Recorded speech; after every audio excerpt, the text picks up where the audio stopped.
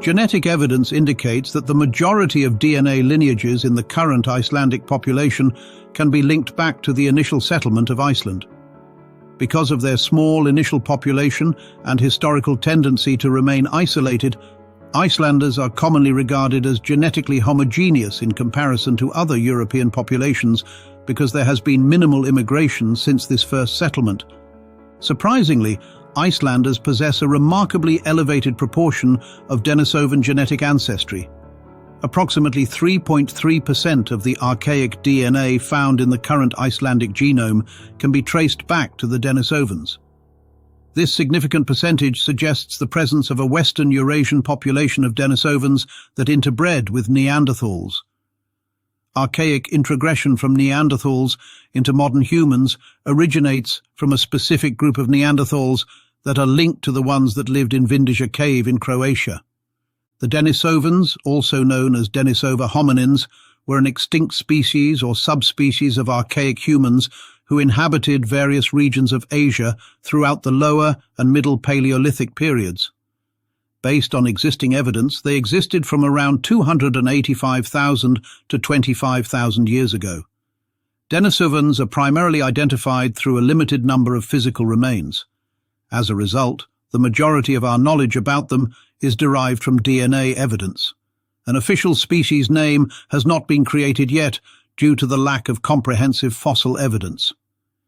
Researchers analyzed the only Neanderthal genomes that are preserved, the DNA of a Neanderthal found in Vindija Cave in Croatia, who lived about 52,000 years ago, another found in Archaic Cave in the Altai Mountains of Siberia from about 80,000 years ago, and a third Neanderthal from Denisova Cave, also in the Altai Mountains, who lived about 120,000 years ago.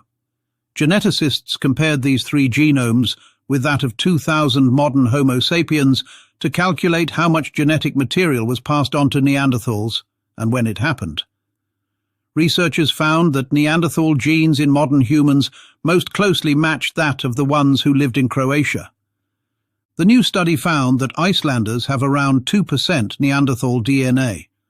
According to the study, on the basis of the similarity with known archaic genomes, we assign 84.5% of DNA fragments to an Altai or Vindija Neanderthal origin and 3.3% to Denisovan origin. 12.2% of DNA fragments are of unknown origin. We find that Icelanders have more Denisovan fragments than expected through incomplete lineage sorting. In other words, Icelanders have around 0.65% Denisovan DNA, which is unusually high for European populations. So, how and when did Denisovan these genes end up in Icelander DNA? Previously, researchers assumed that the Neanderthals with whom modern humans had offspring were pure Neanderthals. But the evidence from Iceland indicates that we may have interbred with hybrid Neanderthals as well. While researchers discovered the remains of a Denisovan Neanderthal hybrid in an Altai mountain cave, but it is unknown whether there were more of these hybrids. In order to determine the timing and locations of human hybridization, scientists typically depend on paleogenomic examination of exceptionally uncommon fossil specimens and their exceedingly limited ancient DNA content. The evidence suggests that the original inhabitants of Iceland can be traced back to Scandinavia, Ireland, and Scotland. Studies analyzing Y chromosomes and mitochondrial DNA indicate that 75% of Icelanders' paternal ancestry can be attributed to Scandinavia, while the majority of the remaining ancestry comes from the Irish and British Isles. Similarly, 62% of their maternal ancestry can be traced back to Scotland and Ireland, with the majority of the remaining ancestry originating from Scandinavia. It is important to note that these findings are based on a small sample whose DNA has been analyzed. And as with all genetic studies, there are alternative explanations for the patterns we observe. However, based on the distribution of genes and mutations, researchers propose two plausible explanations. Either Neanderthals had children with Denisovans before meeting Homo sapiens. This would imply that the Neanderthals with whom Homo sapiens had children were already hybrids, transferring both Neanderthal and Denisovan genes to the offspring. Icelanders also have an unusually high Denisovan inheritance, which could have come from a Denisovan population far west of the Altai highlands. Indeed, genetic research reveals Neanderthals were routinely undertaking extensive crossings between Europe and the Altai highlands of eastern Russia, notably around the time of their extinction. Scientists utilized available paleoanthropological evidence, genetic data, and supercomputer models of ancient temperatures to determine that Neanderthals and Denisovans exhibited distinct environmental preferences. They found that Denisovans were highly specialized for cold habitats, such as boreal woods and tundra, in contrast to Neanderthals, who favored more temperate forests and grasslands. This would include places such as Scandinavia, Siberia, and northern Russia, where no evidence of Neanderthals has been found yet. Neanderthals and Denisovans had distinct geographical preferences, with Neanderthals favoring southwestern Eurasia and Denisovans favoring the northeast. Based on their simulations, the scientists discovered that during warm interglacial times, when Earth's orbit around the Sun was more elliptical and the northern hemisphere experienced summer closer to the Sun, the habitats of these hominins started to overlap geographically. During the period when Neanderthals and Denisovans coexisted in the same environment, there were frequent meetings and interactions between the two groups, leading to a higher likelihood of interbreeding. This interbreeding would have occurred in northern Russia and Scandinavia and be the reason that Icelanders have Denisovan ancestry. According to paleogenetic studies, the Altai Neanderthals are to some extent the descendants of Homo sapiens, who lived more than 100,000 years ago, with 10% of their genes coming from early Homo sapiens. According to a study of the hand bones of Neanderthals and early modern humans, contrary to expectations, the inner robusticity of the finger bones among the upper Paleolithic Homo sapiens was in general higher than in most Neanderthals. Extreme finger bone robusticity in Middle and Upper Paleolithic Eurasians, then, might be a legacy of early anatomically modern humans. Thus, the population that was the origin of the exceptionally robust skeleton of the Altai Neanderthals is early anatomically modern humans from warmer climates. There is one other interesting fact. The percentage of modern sapiens DNA in the last Neanderthals, who lived 40,000 years ago, is 0.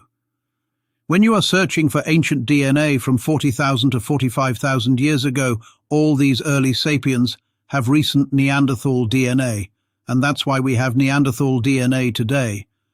But when you try to extract DNA from the last Neanderthals between 40,000 and 50,000 years ago, there's not a single Neanderthal with modern sapiens DNA. That is because unidirectional gene flow caused the sapiens population to become bigger and more diverse when they interbred with Neanderthals, while the Neanderthal population became smaller and weaker. Sometimes we think of the last Neanderthal as a solitary individual who cannot find a partner, but it is more accurate to imagine him more like someone whose partner was a Homo sapiens. As stated, when we see what happened at the moment of contact, we see that all sapiens have Neanderthal DNA, but there's not a single Neanderthal with modern sapiens DNA. This is a major issue to understand the extinction and the precise interaction between the two populations. And we know from DNA that when these two populations met and they had children, these children, if they were male, were sterile, or they couldn't survive. And so the Neanderthal population tried to have alliances with the Homo sapiens populations, but that simply did not work. And this is something incredibly important in terms of cultural anthropology, because the exchange of genes is never a love affair. In every traditional society, it's the question of the identities we are going to build between two groups, and that's what we call patrilocality. When two populations are close to one another, but they are very distinct, maybe they can have a different language and different traditions, they are in neighboring territories, they are going to exchange their women. That's something universal in anthropology. And we know also by DNA that patrilocality and the mobility of women was also the same for Neanderthals. This information thus continues the trend of incorporating Neanderthals into the human family as complex beings. The surprise isn't that Neanderthals have been shown to have been human, but that this was ever in doubt. Indeed, the perception of Neanderthals as brutish and culturally unsophisticated has shifted in recent years. They could create cave art, jewelry, and complex stone and bone tools, and they had language and cooked their food. They were extremely physically strong, far stronger than the vast majority of people alive today. And they became extinct shortly after our species entered their territory. Nonetheless, this does not imply that they were physically inferior or less intelligent than modern humans. Therefore, the emerging picture of how we differ from Neanderthals is no longer one of the intelligent versus the stupid, the sophisticated versus the unsophisticated, or the brutish versus the refined. Every species is uniquely adapted to the ecosystem in which they live. It turns out that the differences that were once used to classify Neanderthals as more primitive than modern humans, such as their physical build, may actually reflect adaptations to different needs. All of this lends credence to the notion that the Neanderthal extinction cannot be attributed solely to a lack of mental or physical abilities. Overall, this reinforces the widespread acceptance of Neanderthals as complex and sentient beings on par with ourselves. Nevertheless, according to French archaeologist Ludovic Slimak, the Neanderthal is not a brother or a cousin. It is an object of study. The Neanderthal can't in any case be compared with anything that is familiar to us in a world where difference and classification have become taboo subjects. Having disappeared from the earth, the Neanderthal has been transformed into a Frankenstein-like creature, pieced together from incomplete fossils, and we have become the puppet masters of these ancient beings. What's more, Slimak asks, this creature cannot fail to be subversive to modern human exceptionalism, and this subversion is a challenge to our intelligence. Is humanity really up to facing this reality? And with that tantalizing statement, we leave you to ponder the mysteries of our shared human history. Until next time, stay curious and stay questioning. Please subscribe, share, and explore our channel's other videos. Thank you and take care.